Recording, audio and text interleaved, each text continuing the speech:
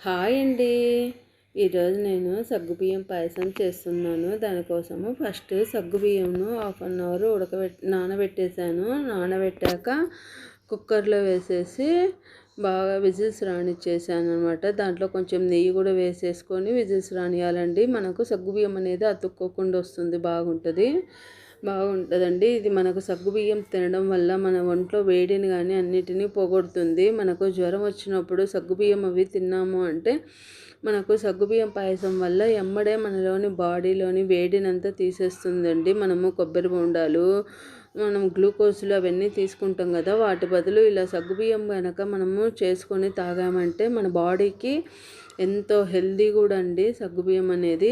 తర్వాత మనము సగ్గుబియ్యం కోసము నెయ్యి వేసేసి జీడిపప్పులు, గసాలు, కొబ్బెర అన్నిటినీ బాగా వేసుకొని తిన్నాము అంటే ఎంతో టేస్టీ అయిన సగ్గుబియ్యం పాయసం అనేది రెడీ అవుతుంది. ఈ సగ్గుబియ్యం పాయసం అనేది మన చిన్నప్పటి నుంచి తింటూ ఉంటామండి. ఎంతో టేస్టీగా ఉంటుంది.